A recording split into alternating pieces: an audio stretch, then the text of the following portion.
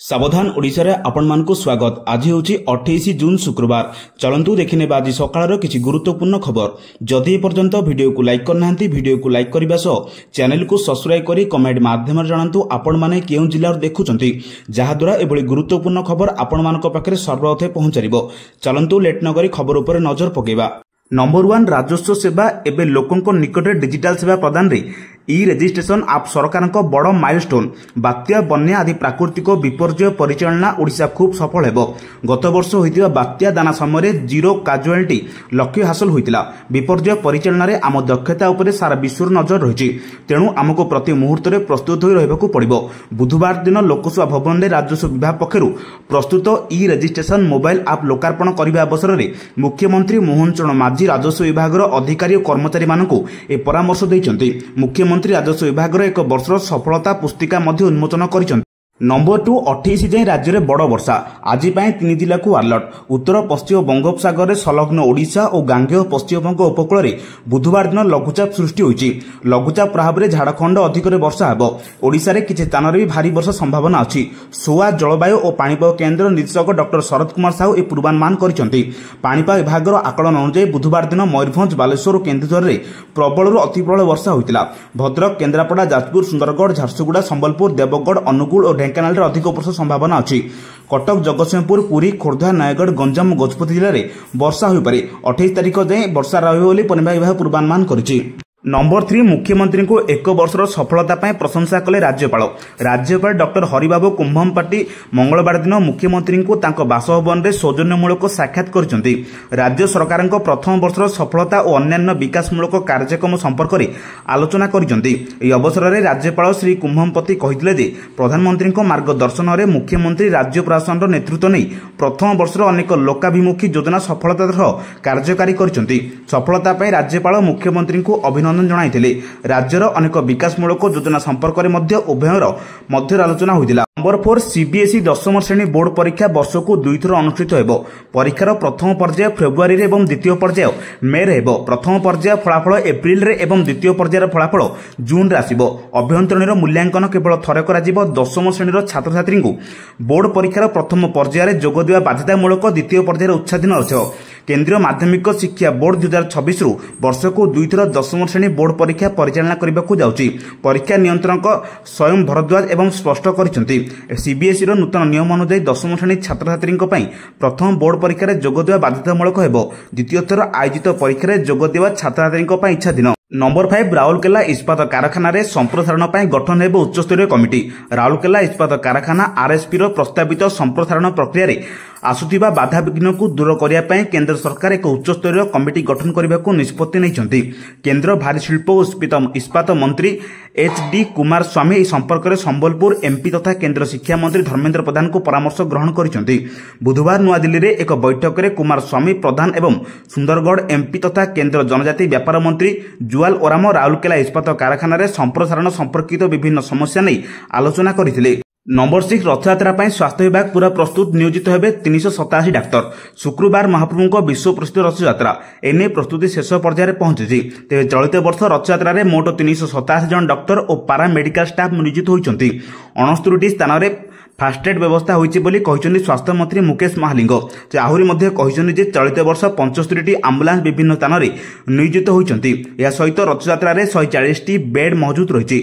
ICU, burn unit, trauma care मध्य प्रस्तुत रहिछि।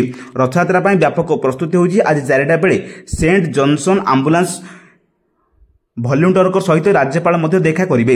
एहा सह केंद्र मंत्री धर्मेंद्र प्रधान, जुएल ओराम, अश्विनी वैष्णव मध्य रथयात्रा रे शामिल हेबाकू जाउछन्ति। नंबर 7 नौ वाणिज्य बढ़िबो ओडिशार अंश। स्थापन हेबो आ 8टी क्षुद्र बंदर। घरोई बजार नौ वाणिज्य एक प्रमुख अंशीदार हेबा दिगरे ओडिशा द्रुत गतिर अग्रसर हेउछि। देशर सामुद्रिक पथरे होतिबा माल परिवहन रे राज्य रे अंश एबे 13% रहिछि। एहाकू 33% को बढ़ा जिवो। 2047 सुधा वार्षिक 500 न्यूटन टन कार्गो परिचालन लागि प्रमुख बंदर संप्रसारण एवं 8टी नूतन अण प्रमुख बंदर स्थापन हेबो बोली कहिसंति। सेहि बोली जेटी सह आनुषंगिक भित्तिभूमि दृढ़ी ଦୃଢ଼ୀକରଣ ମଧ୍ୟ କରାଯିବ ବୋଲି ଭିଜନ ଡକ୍ୟୁମେଣ୍ଟ 2036 ଏବଂ 2047 ରାଜ୍ୟ ସରକାର ଲକ୍ଷ୍ୟ ରଖିଛନ୍ତି। ଏବେ ରାଜ୍ୟରେ ବନ୍ଦରଗୁଡ଼ିକ ମିଳିତ ଭାବେ 190 ନିୟୁତ ଟନ୍ ମାଲ ପରିବହନ କରିଛନ୍ତି, ଯାହା 2047 ବେଳକୁ 500ରୁ 600 ନିୟୁତ ଟନ୍ ବଢ଼ିବ। ନମ୍ବର 8 ନବୀନଙ୍କୁ ଫୋନ କରି କଥା ହେଲେ ପ୍ରଧାନମନ୍ତ୍ରୀ ମୋଦି, ସ୍ୱାସ୍ଥ୍ୟ କଥା ବୁଝିଗଲେ ଆରୋଗ୍ୟ କାମନା। ପ୍ରଧାନମନ୍ତ୍ରୀ ନରେନ୍ଦ୍ର ମୋଦି ଓଡ଼ିଶାର ପୂର୍ବତନ ମୁଖ୍ୟମନ୍ତ୍ରୀ ତଥା ବିରୋଧୀ ଦଳ ନେତା ନବୀନ ପଟ୍ଟନାୟକଙ୍କ ସ୍ୱାସ୍ଥ୍ୟ ସମ୍ପର୍କରେ ପଚାରିବା ପାଇଁ ଗତକାଲି ରାତିରେ ତାଙ୍କ ସହ ଫୋନରେ କଥା ହୋଇଛନ୍ତି ଏବଂ ଶୀଘ୍ର ପୂର୍ଣ୍ଣ ଆରୋଗ୍ୟ ପାଇଁ ଶୁଭେଚ୍ଛା ଜଣାଇଛନ୍ତି। ବିଜୁ ଜନତା ଦଳ ବିଜେଡି ସଭାପତି ନବୀନ ପଟ୍ଟନାୟକ ନିକଟରେ ମୁମ୍ବାଇରେ କୋଲିଲାବେନ ଧୀରୁଭାଇ ଆମ୍ବାନୀ ହସ୍ପିଟାଲରେ ସର୍ଭିକାଲ ଆଥ୍ରାଇଟିସର ଅସ୍ତ୍ରୋପଚାର କରିଥିଲେ। ଜୁନ୍ 22ରେ ତାଙ୍କର ଅସ୍ତ୍ରୋପଚାର ସଫଳତାର ସହ ସମ୍ପନ୍ନ ହୋଇଥିଲା ଏବଂ ସେ ବର୍ତ୍ତମାନ ଆଇସିୟୁରେ ଏକ ବ୍ୟକ୍ତିଗତ କକ୍ଷକୁ ସ୍ଥାନାନ୍ତରିତ ହୋଇଛନ୍ତି, ଯାହା ତାଙ୍କ ସ୍ୱାସ୍ଥ୍ୟରେ ଉନ୍ନତିର ସଂକେତ ଦେଉଛି।